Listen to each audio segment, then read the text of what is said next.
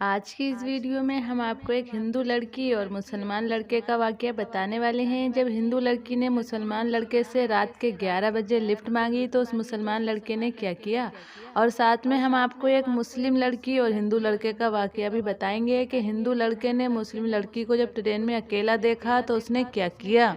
तो ये सब जानने के लिए आप इस वीडियो को आखिर तक ज़रूर देखें। कुछ दिन पहले की बात है, एक मुसलमान लड़का 11 बजे के आसपास अपनी बाइक से घर के लिए जा रहा था। उसने रास्ते में देखा एक 18 से 19 साल की खूबसूरत लड़की रात को 11 बजे के आसपास दिल्ली सड़क पर अकेली खड़ी थी। उसके सामने से काफ़ी गाड़ियां और मोटरसाइकिल गुजर रही थी, लेकिन वो किसी के आगे अपना हाथ नहीं बढ़ा रही थी। वो किसी से लिफ्ट नहीं मांग रही थी। असल में उसकी बस छूट गई थी और उसको अपने घर जाना था।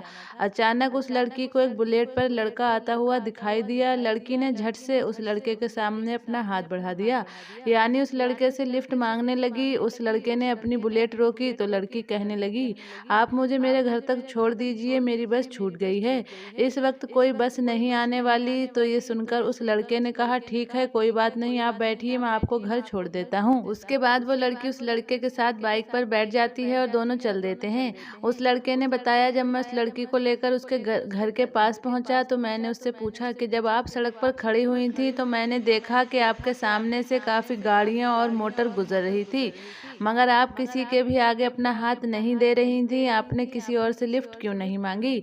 तो उस लड़की ने जवाब दिया, मैंने आपकी बाइक की तरफ देखा, मुझे आपकी मोटरसाइकिल की प्लेट पर अल्लाह का नाम लिखा हुआ दिखाई दिया, यानी आपकी मोटरसाइकिल के आगे लिखा था या अल्लाह। फिर वो लड़की कहने लगी, मैं नहीं बल्कि पूरी दुनिया जानती है कि अल्लाह वाले ना तो किसी का बुरा करते हैं और ना ही किसी के बारे में बुरा सोचते हैं और ना ही किसी को बुरा करने देते हैं। काश आज इस बात को पूरी दुनिया समझ जाए कि अल्लाह को मानने वाले लोग कभी भी किसी का बुरा नहीं करते। तो ये तो हुई एक मुस्लिम की बात। अब आपको एक हिंदू लड़के और मुस्लिम लड़की का वाकया बताते हैं। ये वाकया इलाहाबाद की एक लड़की रोबीना का है, जो लखनऊ में रहकर पढ़ाई कर रही थी। रोबीना उस दिन अपने घर इलाहाबाद जाने वाली थी, लेकिन उसी दिन उसकी फ्रेंड के घर पर कुछ काम था। उसने सोचा कि मैं फ्रेंड के घर पहले वो काम कर लेती हूँ, उसके बाद शाम को अपने घर के लिए रवाना हो जाऊंगी। उसने ये सोचकर अपना रिजर्वेशन करवा लिया। उसके बाद रोबीना ने अपनी फ्रेंड के घर पर अपना काम किया और वहां से निकलकर वो सीधी रेलवे स्टेशन पहुंची और जाकर वो ट्रेन के एक डिब्बे में बैठ गई। रोबीना का रिजर्वेशन जिस डिब्बे में था उसमें लगभग सभी लड़के ही थे। रोबीना टॉयलेट में जाने के बहाने पूरे डिब्बे में घूम आई। मुश्किल से उसके डिब्बे में एक या दो औरतें ही होंगी, यानी उस डिब्बे में सारे लड़के ही लड़के भरे हुए थे। ये देखकर रोबीना बहुत घबरा गई और डर के मारे कांपने लगी। डिब्बे में बैठे वो लड़के एक दूसरे से खूब हंसी मजाक कर रहे थे और जोर जोर से हंस रहे थे। उनकी हंसी मजाक रोबीना की हिम्मत को तोड़ रही थी। जैसे जैसे रात का वक्त गुजरने लगा वैसे वैसे रोबीना का डर भी बढ़ता जा रहा था। रोबीना डर और घबराहट की वजह से थर थर कांपने लगी। इतने में रोबीना की सीट के सामने वाली सीट पर बैठा हुआ एक लड़का बोला, हेलो, मेरा नाम रियाज है और आपका क्या नाम है?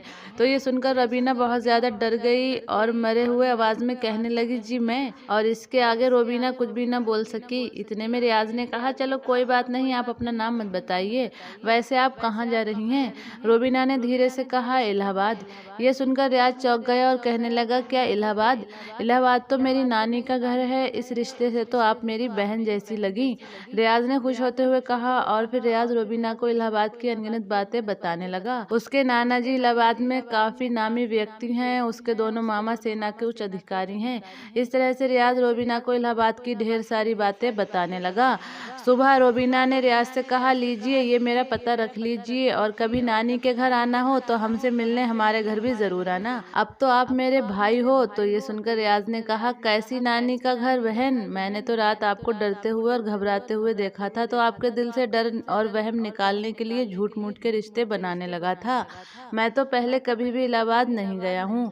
तो ये सुनकर रोबीना चौंक गई और फिर रियाज ने कहा, बहन ऐसा नहीं है कि सब लड़के बुरे होते हैं, और एक बात मैं आपको बता दूं कि मेरा नाम रियाज नहीं बल्कि राजेश है।